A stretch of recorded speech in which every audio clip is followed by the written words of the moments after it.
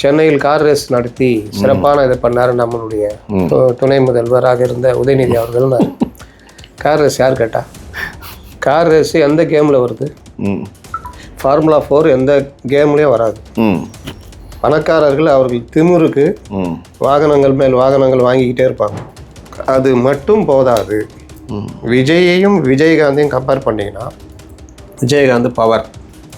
தமிழ்நாடு முழுவதும் அவருக்கு கட்சி கிளைகள் இருந்தது. தமிழ்நாடு முழுவதும் அவர் சுற்றுப்பயணம் பண்ணார். This video is sponsored by Fast Track, celebrating 25 years of excellence. Download your Fast Track app now. Cresco Cars, leading dealers of Maruti Suzuki. RR Collections, elegance in every thread. Top 4 call drivers, day or night, we drive for you. உறவுகளால் நான் உறவுகளுக்காக நான் உங்கள் CP Naveen. அனைவருக்கும் இனிய மாலை வணக்கம் உறவுகளே.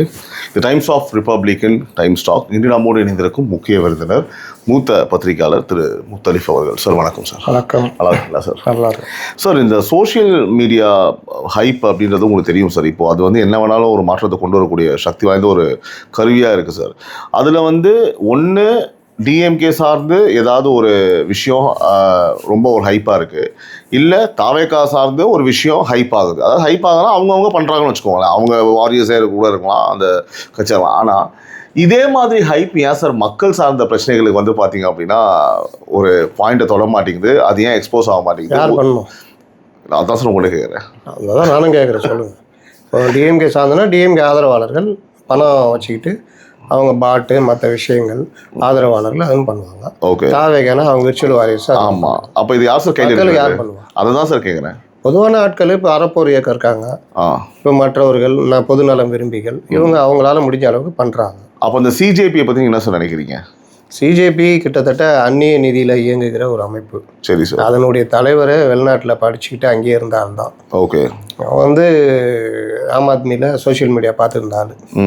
அன்றைக்கி ஆம் ஆத்மி டெல்லியில் ஆட்சிக்கு வரத்துக்கு அந்த இது ஒர்க்கை உதவுச்சு.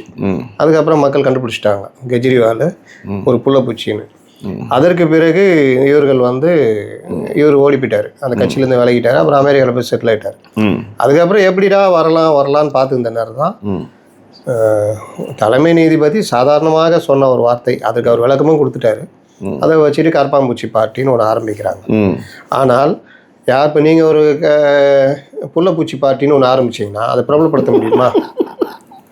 முடியாது. ஏன் முடியாதுன்னா அதுக்கு உங்களுக்கு பேக்ரவுண்ட் ஒர்க்கு தேவை. பணம் வேணும் சார். பணம் வேணும். பட் அந்த மாதிரி விஷயங்களில் உங்களுக்கு ப்ரொமோஷன் பண்ணுறதுக்கு வேணும். இப்போ உங்களுடைய வீடியோ இருக்குது, நீங்கள் பணம் செலவழிக்க தயாராக இருந்தால் இப்போ நம்ம அந்த பேசுகிற விஷயம் 2 லட்சம் 3 லட்சம் 5 லட்சம் கூட வியூவர்ஸ் கொண்டு வர முடியும். உங்களுடைய சப்ஸ்கிரிப்ஷனை நாளைக்கே 10 லட்சத்துக்கு கொண்டு வர முடியும். அதுக்கு நீங்கள் பணம் செலவழிக்கணும். ஆனால் அதெல்லாம் என்ன இருக்கா?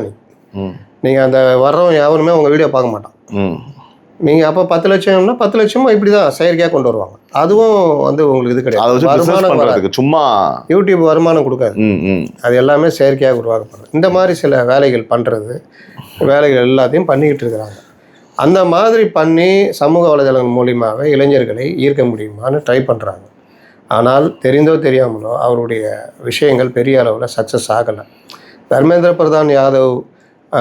பிரதான் வந்து ராஜினாமா கூட இந்த விவகாரம் நீட்டு அந்த விஷயத்தை இவர்கள் கையில் எடுத்ததுனால வந்தது. ஏன்னா ஏற்கனவே மக்களுக்கு கோபம் இருக்குது, அதனால் மாணவர்கள் திரண்டாங்க. அதற்கு பிறகு இதில் அடுத்த கட்டத்தை நோக்கி நகரக்கூடாது, அரெஸ்ட் பண்ணணும்னு சொல்லிட்டு தான் மத்திய அரசு பண்ணிடுச்சு. இனி அவர்கள் சும்மா இருக்க மாட்டாங்க. அந்த வாங்ஷுக்கை ஏற்கனவே ஆஃப் பண்ணிட்டாங்க.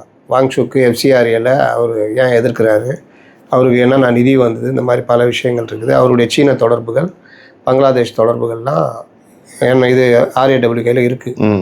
அதே மாதிரி தான் இவர் அமெரிக்காவில் இருந்து இங்கே வர்றாங்க. இந்த மாதிரி போராட்டம் தூண்டப்படுதுன்னா பொதுவாக இந்தியா போன்ற நாடுகளில், இந்தியான்னு இல்லை எல்லா நாடுகள்லையுமே, இப்போ இவர் கடாஃபி அடித்து துரத்தப்பட்டு லாஸ்ட்டில் அவர் கொல்லப்பட்டார். அவர் ஆட்சியிலேருந்து அகற்றப்பட்டார். அதிலெல்லாம் பின்னாடி பார்த்தீங்கன்னா அந்நிய ஏஜென்சிகள் உள்ள ஒர்க் பண்ணுது. ஈராக்லேயும் அதே மாதிரி தான். பல நாடுகளில் அமெரிக்கா அந்த வேலையை பண்ணிக்கிட்டே இருப்பாங்க உள்ளுக்குள்ள. அந்த மாதிரி ஒரு இதுதான் ராஜீவ்காந்தி கொல்லப்பட்டது. இந்தியாவில் ஒரு நிலையற்ற ஒரு அரசியல் உருவாகணுன்றதுக்காக தான் ராஜீவ்காந்தி அகற்றப்பட்டார். அதற்கு கருவியாக சிலரை பயன்படுத்தினாங்க.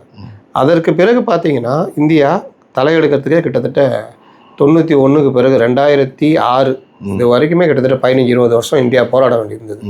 90கள்லாம் நீங்கள் காட் டங்கல் ஒப்பந்தம் வந்த பொழுது அது திறமையாக கையாண்டார். அன்றைக்கி நரசிம்மராவ் போன்றவர்கள் இல்லைன்னா இன்னும் கீழே போயிட்டுருக்கோம். மன்மோகன் சிங் போன்றவர்கள் இருந்ததுனால ஓரளவுக்கு இந்திய பொருளாதாரம் அன்றைக்கி ஓரளவுக்கு கட்டுப்படுத்தப்பட்டது. 400 டன் தங்கத்தை நம்ம வெளிநாடுகளில் அடகு வச்சோம். அந்த நிலைமை இப்போ இல்லை. அதற்கு பிறகு மீட்டு ஒரு ஸ்டேபிள் கவர்மெண்ட் 2014க்கு பிறகு வந்த பிறகு இந்தியாவுடைய அந்நிய செலவாணியும் கையிருப்பும் இருக்குது. இன்றைக்கி நம்ம ஆதிக்கம் செலுத்துகிற அளவுக்கு போயிட்டோம். நம்ம இது பிரிக்ஸு, ரஷ்யா கூட தொடர்பு, சைனா கூட தொடர்பு, இந்த மாதிரி பல்வேறு வகைகளில் அமெரிக்காவுடைய என்ன நெருக்குதல் இருந்தாலும் நம்ம அதை சமாளிச்சுட்டு இருக்கிறோம். ஒரு பக்கம் நமக்கு அங்கே இது கட் பண்ணுறாங்க வச்சுக்கோங்க, பிஸ்னஸ் ஏதாவது வரி போடுறாங்க, கட் பண்ணுறாங்க, தடை விதிக்கிறாங்கன்னா நம்ம டக்குன்னு யூரோப் யூனியன்ட்ட அந்த ஏற்றுமதியை மாற்றிக்கிறோம். ஒன்று மாற்றி 10 இடங்கள்ல நம்ம இதாகுது. அந்த வகையில் ட்ரம்ப் நமக்கு பல உதவிகள் பண்ணியிருக்காரு. ட்ரம்ப்னால பல வியாபார விருத்திகள் நடந்தது. அவன் தடை பண்ணான். இங்கே பார்த்தீங்கன்னா வேறு இடங்களில் சோர்சஸ் தேட ஆரம்பிச்சிட்டாங்க. அதே மாதிரி பிரிக்ஸுன்றது நீங்கள் Brazil, Russia, India, China, Korea இது எல்லாம் சேர்ந்து, சவுத் கொரியா எல்லாருமே இருக்கிறாங்க. அப்போ இன்னும் நாடுகள் இருக்குது. இந்த பிரிக்ஸுன்ற எழுத்து தவிர இன்னும் பல நாடுகள் இப்போ அந்த அமைப்புக்குள்ளே வந்துக்கிட்டு இருக்குது. பிரிக்ஸுடைய தலைமை பொறுப்பை அடுத்தது நம்ம கொண்டு வர போகிறோம். அப்போ அந்த பிரிக்ஸ் அமைப்பு பார்த்தீங்கன்னா பிரேசிலும் இந்தியாவும் பூகோள அமைப்பில் பார்த்தீங்கன்னா கிட்டத்தட்ட ஒரே இது மாதிரி தான். ரஷ்யாவும் இந்தியாவும் தாய்ப்புள்ள உறவு. சைனாவும் இந்தியாவும் பெரிய அளவில் மக்கள் தொகை உள்ள பெரிய ஜனநாயகம் கொண்ட நாடுகள். இந்த மாதிரி பல விஷயங்கள் நம்மோட ஒத்து போகிற ஒரு இதுகளோட நம்ம சேர்றோம். இவங்களோட வியாபாரம், இவங்களோட மற்ற தொடர்புகள் எல்லாம் வரும்பொழுது அமெரிக்கா போன்ற நாடுகளுக்கு பெரிய சிக்கலாக இருக்குது. அப்போ இந்தியாவுக்குள்ளே ஏதாவது பண்ணி ஆகணும். இந்த ஸ்திரமான ஒரு அரசு போய்கிட்டு இருக்கோம். பாகிஸ்தானை நீங்கள் பழைய கவர்மெண்ட் ஹேண்டில் பண்ணதெல்லாம் பார்த்தீங்கன்னா அவ்வளோ ஆட்டம் ஆடுவாங்க. நமக்குள்ளே பூந்து ஆசாத் காஷ்மீர்லாம் பிடிச்சி வச்சுட்டு இருக்கிறாங்க. எதுவுமே பண்ண முடியல. இப்போ நேரு காலத்தில், இந்திரா காந்தி காலத்துலலாம் நீங்கள் இந்திரா காந்தி 71 மட்டும் ஒரு புத்திசாலித்தனமான ஒரு ஒர்க் பண்ணாங்க. பாகிஸ்தானை பிரித்து கொடுத்தாங்க. அந்த கிழக்கு பாகிஸ்தான் பங்களாதேஷ் உருவாகிறதுக்கு நம்முடைய REW பெரிய ஒர்க் பண்ணிச்சு. அந்த பிரச்சனையில் தான் சர்வதேச பிரச்சனையை ஈடுகட்டுறது தான் கச்சத்தீவை ஒத்தி கொடுத்தது. இந்த மாதிரி பல விஷயங்களில் நம்ம நீக்கி போக்கா நடந்தாலும் ஒரு உறுதியான ஒரு வெளியுறவு, உறுதியான தன்மைனா இந்திரா காந்திக்கு பிறகு இந்த கவர்மெண்ட்டில் இந்த 15 வருஷத்தில் தான் இருக்குது. நம்முடைய REW ஆகட்டும், நம்முடைய வெளியுறவு கொள்கைகளாகட்டும், மற்ற நாடுகளோட உறவுகளாகட்டும் வலுவாக இருக்குது. அப்போ இது மாதிரி விஷயங்களை இப்படியே விட்டால் இந்தியா இப்போ வல்லரசில் 4வது இடத்துக்கு கிட்டத்தட்ட வந்துருச்சு. இந்த மாதிரி ஒரு நிலைமை எப்படி அமெரிக்கா போன்ற நாடுகள் அனுமதிக்கும்? அப்போ இந்தியாவுக்குள்ளே குழப்பம் ஏற்படுத்துறதுக்கு ட்ரை பண்ணிகிட்டே இருப்பாங்க. அதனுடைய லேட்டஸ்ட் வெர்ஷன் தான் இந்த கரப்பாம்பூச்சி. கரப்பாம்பூச்சி நீங்கள் பார்த்தீங்கன்னா அவங்களுக்கு எந்த அமைப்பு கிடையாது, தலைவர் பொதுச்செயலாளர் கிடையாது, எந்த கொள்கையும் கிடையாது. சட்டசபை வந்து சட்டசபை மாதிரியே இல்லை, ஒரு சினிமா மாதிரி ஆயிடுச்சு. சினிமா தேட்டர் மாதிரி இருக்குது. ஒரு மாதிரி வந்து பார்த்திங்கன்னா பேச்சுகளும் சரி, நடவடிக்கைகளும் சரி அப்படின்னு சொல்லிட்டு ஒவ்வொரு மக்கள் ஒவ்வொரு கருத்தை சொல்கிறாங்க. அரசியல் நிபுணர்களும் சொல்கிறாங்க, விமர்சகர்கள் சொல்கிறாங்க. முத்தலீஃப் அவருடைய பார்வையில் முந்தைய சட்டசபைக்கும் இப்போ சட்டசபைக்கும் உள்ள வித்தியாசம் என்ன சார்? இந்த மாதிரி சொன்னவங்களாம் இதுக்கு முன்னாடி சட்டசபைக்கு போயிருக்காங்களா அப்படின்றது ஒரு கேள்விக்குறி. நான் முன்னாடி சட்டசபையில் நேரடியாகவே பல வருடங்கள் இருந்திருக்கேன். ப்ளஸ்ஸு இப்போது நேரலையில் பார்க்குறோம். ஏன் நேரலையில் ஒளிபரப்பாமல் இத்தனை ஆண்டுகள் வைத்திருந்தார்கள் அப்படின்றது இன்றைக்கி எல்லாருக்கும் விளங்கியிருக்கும். ஏன்னா இதுக்கு முன்னாடி சட்டசபை எப்படி இருக்கும்னா ஒரு தலைவரை புகழ ஆரம்பித்தா 3/4 மணி நேரம் பேசிகிட்டு இருப்பாங்க. காது புளிச்சு போயிடுன்னுவாங்களே, காதுகள் பாவம் இல்லையான்ற அளவுக்கு போகும். தேவையற்ற விவாதங்கள். சபாநாயகரை கையை பிடித்து இழுத்து கீழே தள்ளிவிட்டு அந்த சேரில் உட்காந்து ஆட்டம் போட்ட வரலாறெல்லாம் கடந்த காலங்களில் உண்டு. எதிர்க்கட்சி தலைவர் ஜெயலலிதா தாக்கப்பட்ட வரலாறு உண்டு. வீரபாண்டி ஆறுமுகம் அவர்கள் தாக்கப்பட்டு மண்டை உடைக்கப்பட்ட வரலாறுலாம் உண்டு. மேலே சட்டமன்றத்தில் வேஷ்டி உருவின வரலாறுலாம் உண்டு. அது சினிமாவா? இப்பொழுது முறையாக ஒரு சபாநாயகர் இன்னைக்கு ஆளுங்கட்சியிலேருந்து எதிர்கட்சியிலேருந்து எல்லோரும் பாராட்டி கொண்டிருக்கின்ற ஒருவர் சபையை எப்படி நடத்துகிறாருன்னு நான் சொல்ல வேணாம், நேராக எல்லாருமே பார்த்துக்கிட்டு இருக்கிறாங்க. ஆளுங்கட்சியிலேயே பேசியிருந்தாலும் அதை சபை குறிப்பிலிருந்து நீக்குகிற அந்த வேலையை சபாநாயகர் செய்கிறார். தேவையற்ற விவாதங்களை தவிர்க்கிறார். தேவையற்ற விவாதங்களை அவை குறிப்பிலிருந்து நீக்குகிறார். இன்னைக்கு கூட நீட் விவாதத்தில் திமுக உறுப்பினர் பேசும்பொழுது கண்டதை பேசினதை அந்த ஒரு மாதிரி சலசலப்பானதை டக்குன்னு அடக்கி ஒரு எச்சரிக்கையும் விடுத்தார். அப்புறமா மீண்டும் பேசினார். மீண்டும் பேசினா மொத்தமாக நீக்கிடுவேன்ட்டார். அதுக்கு பிறகு பேசவே கூடாதான்னாரு. இந்த மாதிரிலாம் பேசியிருந்தீங்கன்னா சரியில்லைன்னு கொறடாவை கூப்பிட்டு கொறடாவையும் எச்சரித்தார். நீங்கள் தான் உங்கள் உறுப்பினர்களுக்கு சரியான விஷயங்களை சொல்லி கொண்டு வர வேண்டும், முறைப்படுத்த வேண்டும். கொறடா எழுந்திருத்தால் உங்கள் உறுப்பினர்கள் உட்காரணும் கூட அவங்களுக்கு தெரியல, சொல்லி கொடுக்கணும் அப்படின்னாரு. அதே போன்று அசந்தம் கார்த்திகேயன் தொடர்ந்து அவையில் கண்டபடி பேசிக்கிட்டு சிரிச்சுக்கிட்டு பண்ணிகிட்டு இருக்காரு. அதெல்லாம் சரி பண்ணணும். அந்த மாதிரி திமுக உறுப்பினர்களுடைய என்னை கேட்டால் அந்த அவர்கள் எனக்கு என்னன்னு சபையை நடத்துறதுலாம் நம்ம முன்னாடி பார்த்துருக்கோம். தனபால் அவர்கள் சபாநாயகராக இருந்த பொழுது அவரை ஒரு சபாநாயகராக கூட மதிக்காமல் உருவக்கேலி செய்து கொண்டு கடைகோடியில் நின்றுக்கிட்டு அவர் ஏதாவது உட்காருங்கள் பிரச்சனை பண்ணாதீங்க அப்படின்னா அந்த ஜே அன்பழகனும் ரங்கநாதனும் அதற்கு பதில் வினையாக கிண்டல் பண்ண காட்சிகளெல்லாம் நம்ம பார்த்துருக்கோம். இந்த மாதிரி தான் நடந்திருக்குது கடந்த காலங்களில். சபாநாயகரை மதிக்க மாட்டார்கள் பல. இன்னைக்கு நேரலைன்றதுனால நான் இப்போ முதல்ல சொன்ன மாதிரி ஏன் நேரலை இவ்வளவு நாளாக ஒளிபரப்பலைன்னா இந்த மாதிரி விஷயங்களுக்காக தான். இவர்களுக்கு கையில் மடியில் கனமில்லை, வழியில் பயம் இல்லை. அனைவரும் புதியவர்கள். அவர்களுக்கு இந்த பிரச்சனை பண்ணோன்னெலாம் வரல, ஏதோ சரி பண்ணோன்னு வர்றாங்க. அப்படி பேசும்பொழுது இவர்கள் இல்லாத கலாட்டெல்லாம் பண்ணுவாங்க. ஏஐன்னு கத்துனது எல்லாம் பண்ணாங்க. இப்போ அதெல்லாம் சுட்டி காமிச்ச பிறகு இந்த மாதிரி விஷயங்கள்லாம் அடங்கி இருக்கு. அதற்கு முக்கிய காரணம் நேரலை. நேரலையினால தான் திமுக உறுப்பினர்களுடைய சுயரூபம் வெளிப்படவில்லை. நேரலைக்கு பயந்து போயிருக்காங்க. இன்னொன்று அம்பலப்பட்டு போய் நிற்கிறார்கள்னு சொல்லலாம். என்னன்னா எனக்கு என்னென்னு மத்தியானத்து மேலே காலி ஆகிடும், சபை காலி ஆகிடும், எழுந்திரிச்சு போயிடுவாங்க. ரெண்டாவது கண்டபடி சண்டை போட்டுட்டு இருப்பாங்க. இப்போ அதெல்லாம் இல்லை, ஏதாவது பேசுனா நேரலையில் தப்பாக போயிடுமோ அப்படின்ற பயமெல்லாம் இருக்கு. இதில் சினிமா காட்சிகள் போல் இருக்குதுன்றத இவர்கள் தொடர்ந்து இந்த வார்த்தைகளை பயன்படுத்திக்கிட்டு அதை திரும்ப திரும்ப சொல்லி அதை பதிவு செய்கிற வேலையை பண்ணுவாங்க. இதோட மோசமான காட்சியெல்லாம் நம்ம பார்த்துக்கிறோம். அதனால் அமைச்சர்களுடைய பதிலுக்கு திரும்ப பதில் சொல்ல முடியாத நிலைமையில் தான் போய்கொண்டிருக்கிறது. இன்னும் கேட்டால் பல விஷயங்களை தாவேக அமைச்சர்கள் மிஸ் பண்ணுறாங்கன்னு நான் சொல்லுவேன்.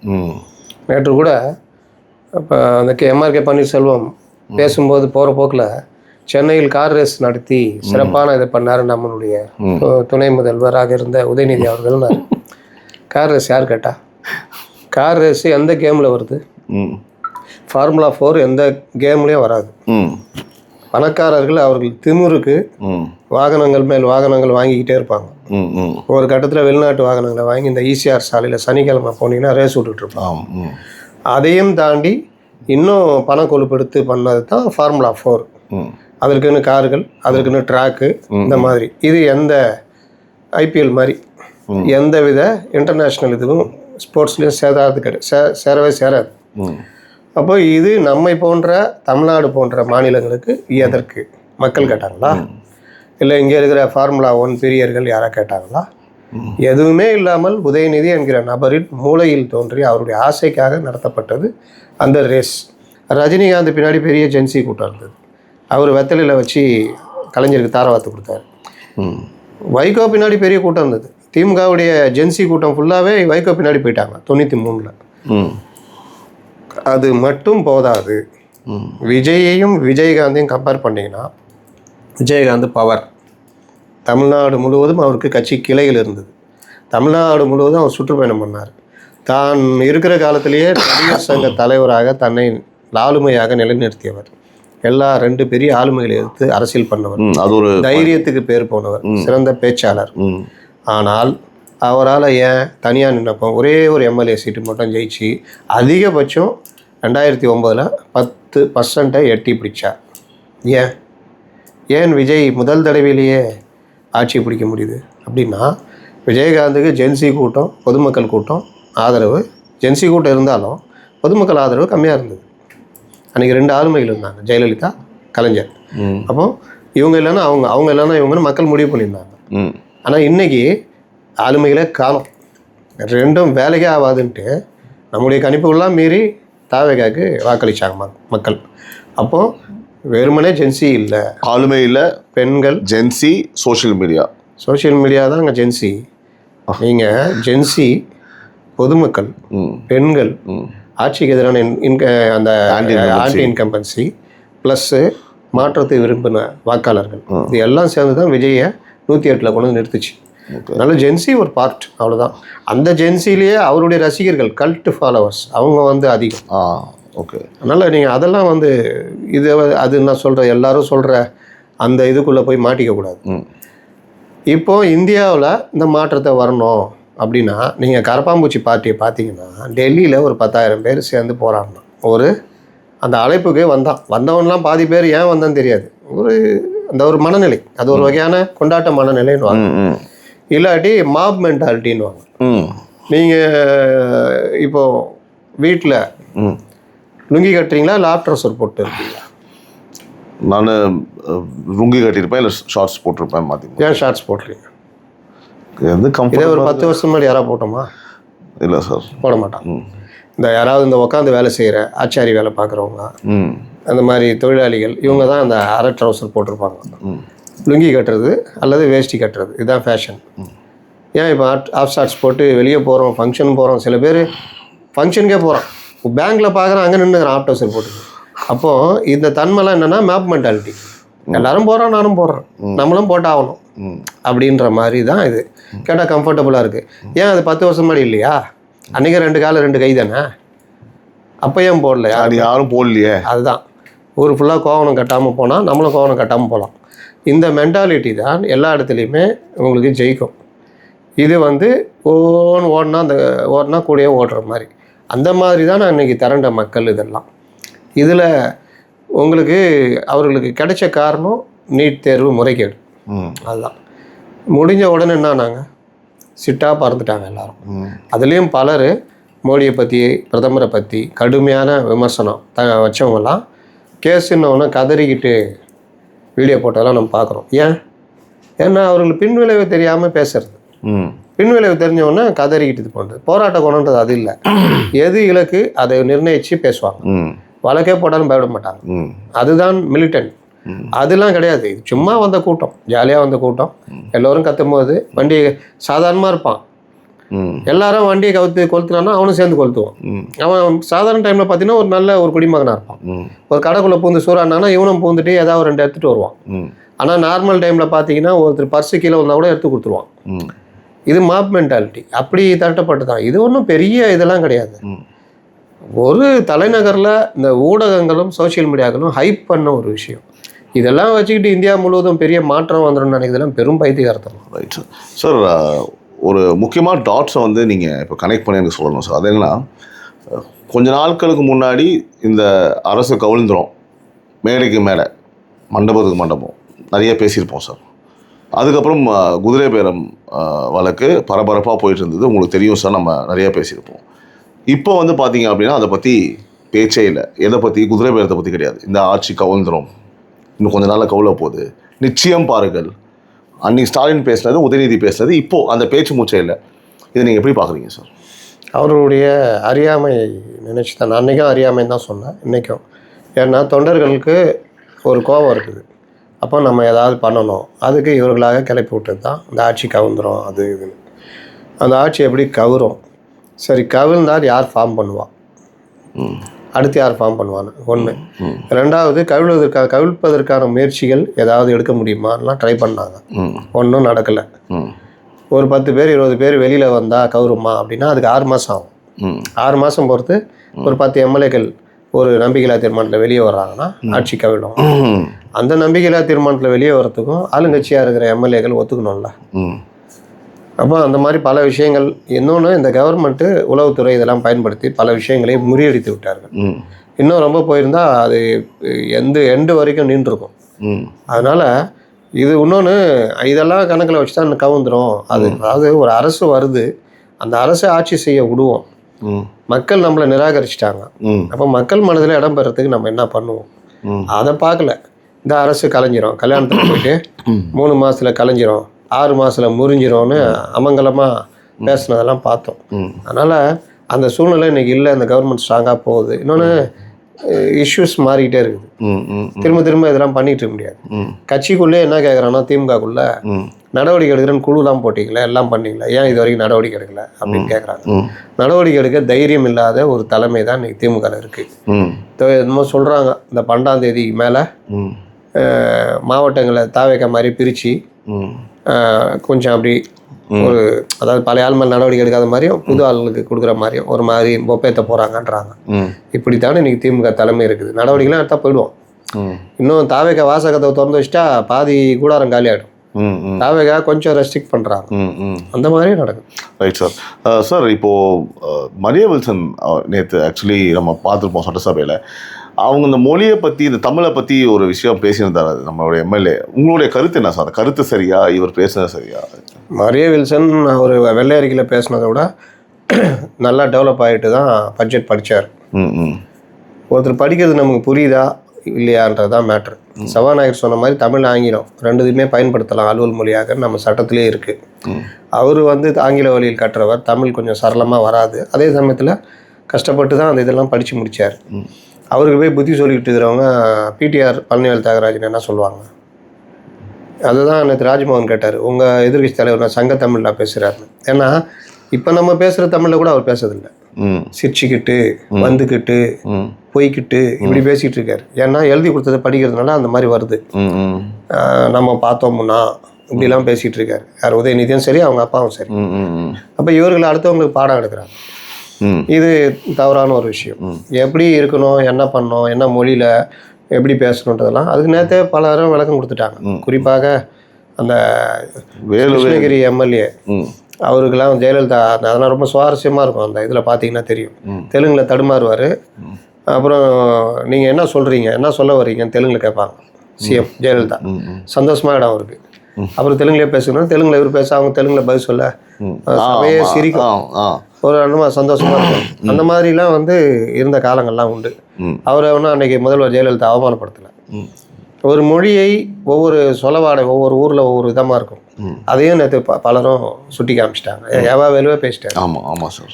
திருப்பின்னு இவர் சொல்லுவார் நம்ம எடப்பாடியார். திருப்பி சொல்கிறீங்கன்றது திருப்பின்னு எம்பலத்தினாலும் அவர் சொல்லுவார். ஊடு, இந்த மாதிரி பல விஷயங்கள் உதாரணம் சொன்னாங்க. இந்த வேர்க்கடலைக்கே வேறு பேர் இருக்குது. நீங்கள் கொஞ்சம் வந்தவாசி இந்த சைடு விழுப்புரம் சைடெலாம் போனீங்கன்னா வேர்க்கடலைன்னு சொல்ல மாட்டாங்க. அதுக்கு ஒரு பேர் சொல்லுவாங்க. நமக்கு அது தெரியவே தெரியாது. அப்போ அந்த மாதிரி பல மொழி நடைகள் ஊருக்கு மாவட்டம்லாம் வித்தியாசப்படுது. நெல்லை தமிழ் சென்னையில் பேசினா வேறு மாதிரி இருக்கும். தூத்துக்குடி தமிழ், மதுரை தமிழ் வேறு மாதிரி இருக்கும். கோவை தமிழ் மரியாதையாக இருக்கும். இந்த மாதிரி. அதனால் இதுதான் பாடம் எடுக்கிறது தப்பு. ஆனால் அதுக்கு பதில் சொல்கிறேன்னு இவர் உணர்ச்சி வசப்பட்டார். அதுவும் தப்பு. ஓகே.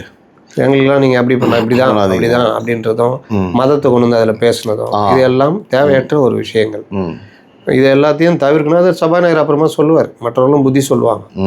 நீங்கள் கோபமாக பதில் சொன்னாலும் சிரிச்சுட்டு பதில் சொன்னாலும் பதில் தான்.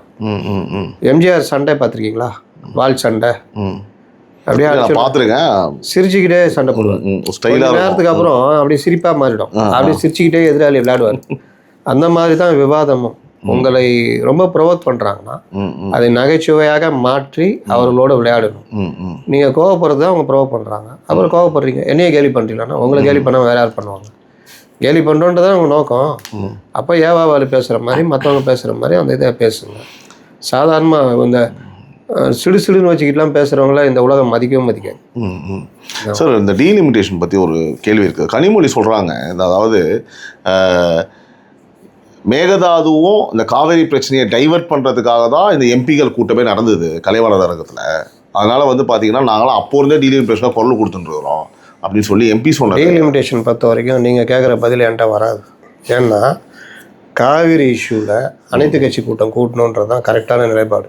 அப்படியா? நம்முடைய ஒற்றுமையை நம்ம காமிச்சாதான் மத்திய அரசு பயப்படும். எல்லாம் ஒன்றாகிறாங்க அப்படின்னு. அப்போ நம்ம போய் என்ன கட்டிகிட்டு இருக்கிறான் நீங்கள் என்னன்னா இதுவரையும் அனுமதி கொடுக்கல, இன்னும் கொஞ்சம் ஸ்ட்ராங்காக ஆகும். உச்சநீதிமன்ற நீதிபதிகள் ஏதாவது வழக்கு எடுத்தால் கூட இதெல்லாம் கவனத்தில் வச்சுக்குவாங்க. கர்நாடகாவில் அனைத்து கட்சி கூட்டம் கூட்டுறான்னு இங்கே பேசுகிறோம்ல, ஏன் அவன் கூட்டினதுனால தான் நம்ம பேசுகிறோம். அது மாதிரி இங்கே கூட்டினா கர்நாடகாவில் பேசுவாங்க, பயம் வரும். இது ஒற்றுமையை நிலைநாட்டுறது. இன்னொன்று தாவேக்காக அது கெயின் பண்ணிக்கலாம். நீங்கள் எதுவுமே பேச முடியாதுல்ல திமுகவில். அனைத்து கட்சி கூட்டினா கலந்துக்கிட்டு ஆகணும். ம் ம் அதே மாதிரி இந்த சட்டமன்றத்தில் ஏற்றப்பட்ட தீர்மானத்தை ஒரு ரெப்ரஸன்டேட்டிவ் டீம் போட்டு அனுப்பிச்சிருந்தாங்கன்னா அன்றைக்கே வேலை முடிஞ்சிருக்கும். ம் ம் அப்போ இதெல்லாம் யார் உள்ளுக்குள்ளே பூந்து கலாச்சி விட்றது? அனைத்து கட்சி கூட்டமே வேஸ்ட்டுன்னு நிர்மல்குமார்லாம் பேசுகிறாங்க.